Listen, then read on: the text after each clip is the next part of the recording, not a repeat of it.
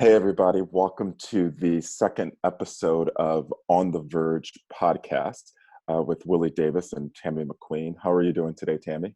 I am doing very well, thank you. I will say that this is the second episode, however, the third recording, because I did not hit record yesterday. So here we go. The key to a good podcast, first and foremost, is to press record, and you kind of go Mhm. from there. So that was just a dry run. So we'll, uh, we'll go through this one again. But I think there's some other tidbits and everything that we can share. So this one would be even better. Absolutely. So our topic for today that we wanted to talk about is the struggle. And a lot of times, when you're starting in business, starting in entrepreneurship, making that switch or change to something else, there's the struggle that you have in the beginning, and it looks different to a lot of different people. And basically what we wanted to talk about today is don't skip the struggle. And to even just take a step back about what the struggle is. When we say the struggle, what does that mean? What does that look like?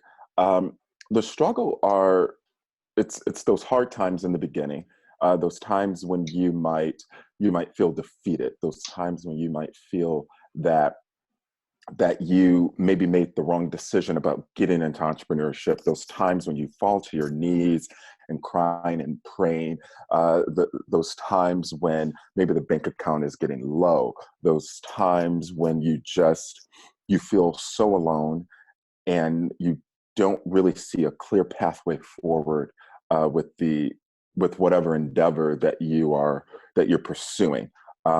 It's that vulnerable time. I think that's the best way to say it. It's that vulnerable time in the beginning. And what a lot of people might not know about you and I, Tami, is we started this journey of entrepreneurship almost the exact day, in May 2017. What A are lifetime ago. Oh gosh, I know. I mean, hell, a month ago from now seemed like a lifetime ago with everything going on. Um, what in the beginning and everything, what are some of those struggles that you faced or that you dealt with?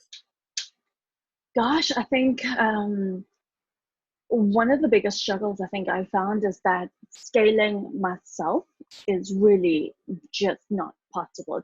It's not even a viable option. There's only so much that I can possibly do, and understanding what my weaknesses are and where I can supplement that with someone else who's actually really fantastic at it. So instead of me being mediocre at multiple things, let me find someone who is absolutely stellar at that stage. So Yeah. struggle, not being able to scale yourself. Also becoming so overwhelmed that you don't know how to scale yourself is a struggle. Hmm. I think also becoming absolutely entirely burnt out is a struggle that many entrepreneurs face and will face. And I think that's something that you just don't know when it's coming. You can sort of predict once you've been there, but not really understanding what that looks like or what's coming down the pipe, just as you're not really sure what that looks like and how you will react to it.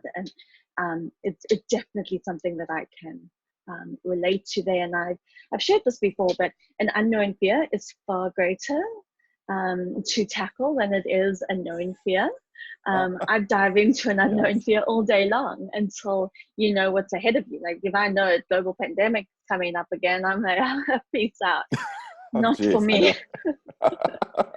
know. um, so I think and also what I will say is that not everyone experiences the same struggle the same way. So how It's you react very to it true. is really, really different to how everyone else will. So don't compare yourself. The internet forces you to rush your timeline. It also forces you to compare yourself. And it is that thief of joy. So Yes. if you are thinking someone else is going through the same thing as you, but they responding or reacting differently, that is not something that you should weigh on yourself. and come up again. So I think that can be really something important to have a look at as well. Absolutely. You know, and I remember, you know, when I started to, especially that first year and a half, you know, it was very hard. You know, I was making that transition from corporate America to real estate, Yeah. and I had to build up a clientele. And then once I built up that clientele, just proving to them that I could do the job.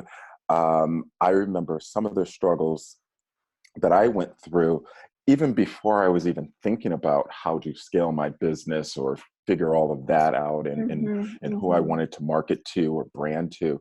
It was I I remember days when I would just fall to my knees in my living room and Yeah. start to pray and start to cry and just Yeah. wonder, just like, you know, how those times I was in, they just seemed like there was no way out of it. I could feel the Yeah. walls closing in.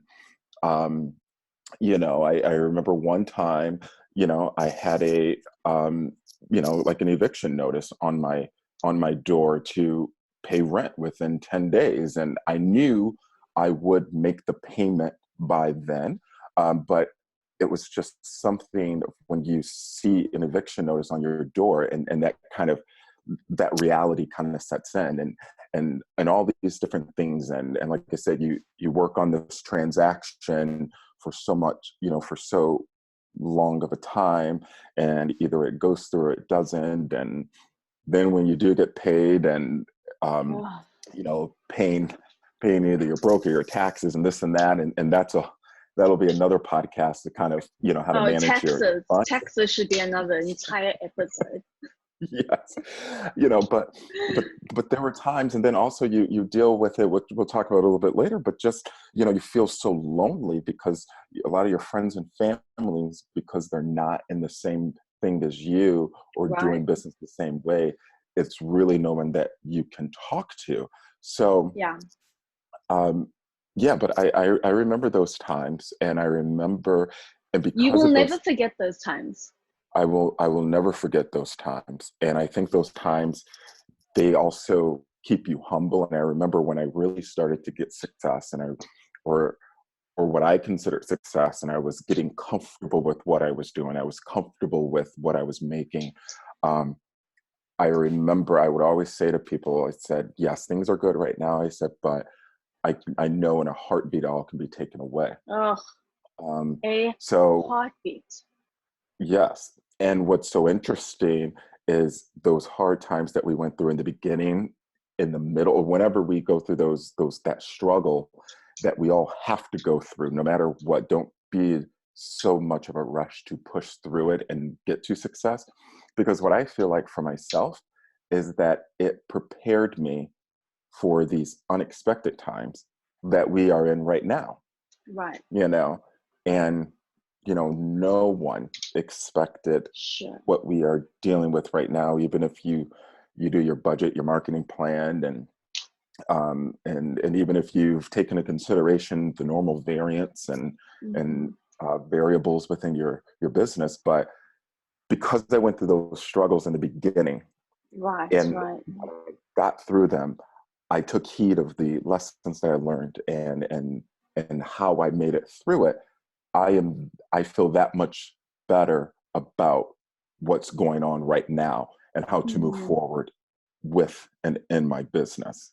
Absolutely. So while you can't necessarily plan for a pandemic, you Hmm. can understand how the struggle does prepare you for that resilience that you have in approaching whatever Yes. that comes your way, and whatever setbacks those are, or whatever sort of hardships or frustration or struggle, as you will, and how you approach that through your resiliency, your determination, your grit.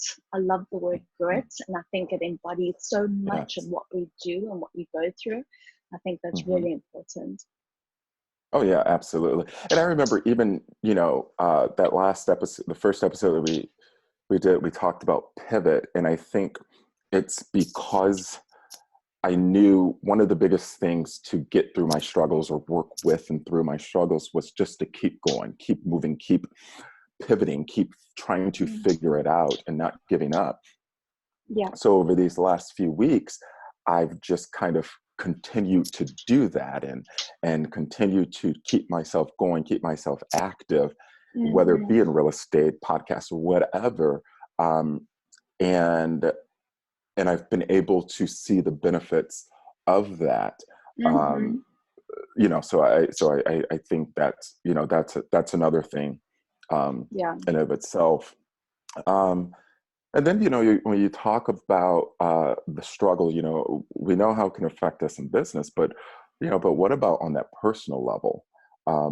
You know, Oh with your yeah. friend circles. I mean, God, I'm sure you've filtered through some friendships over these few years and Oh, partnerships, I'm sure too. you oh, you absolutely do. Suddenly you're not available for 7 p.m. every Monday night to watch The Bachelor. That just doesn't Yes. happen. Or getting up from the dinner table unexpectedly, because that's just what you do. Absolutely, it does.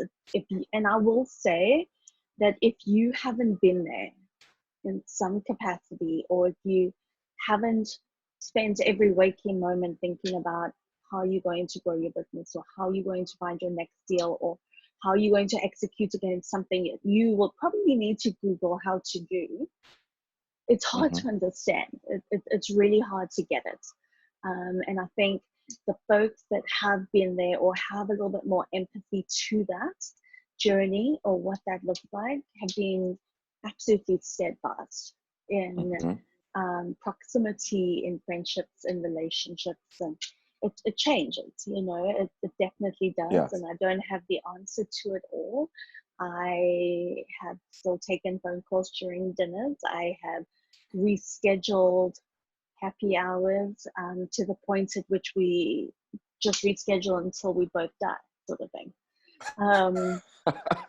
Yes. You know, just reschedule until it doesn't happen again. I think there's a meme about that somewhere in your podcast edit. Can you just have that meme flash right now?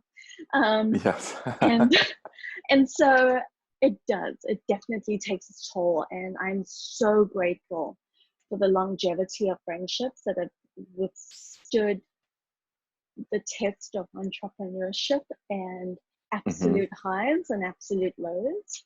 And that's really important. And that leads me to this idea of having a personal team, and what that personal team looks like. We are so focused on a professional team, your accountant, your legal team, different service providers that you have, but very, you know, not very often that we focus on building a personal team around us. And what does that look like? It's different for everyone. Yes. Okay, so it's whether you have a chiropractor. I wasn't sleeping very well. I had terrible headaches 2 years ago. So, and I realized, okay, I need a chiropractor. Absolutely changed my life. Chiropractor, some folks get regular massages.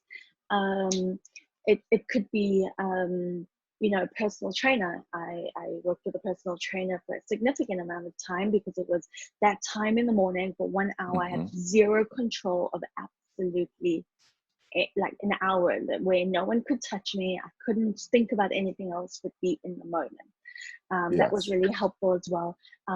You know, a therapist is really helpful for the good and the Oh, bad. geez. A lot of folks Yes. think only it's for the bad times, but I'm a huge advocate for having a therapist in the good times too. So I think that's really important to have that and understand what your personal team looks like. I really, really advocate. And sometimes for some folks, it's having a nutritionist or getting a meal delivery service. Those are all part of that personal plan, that personal team that you have. It's like you can eat healthily regularly every week, and you know what's coming. That's part of your personal plan, and your personal team that's behind you. So and you know, if it's like getting a pedicure and a manicure, that's your personal team. Okay, like I'm a huge Yes. advocate for that. Whatever that looks like for you, you go do that.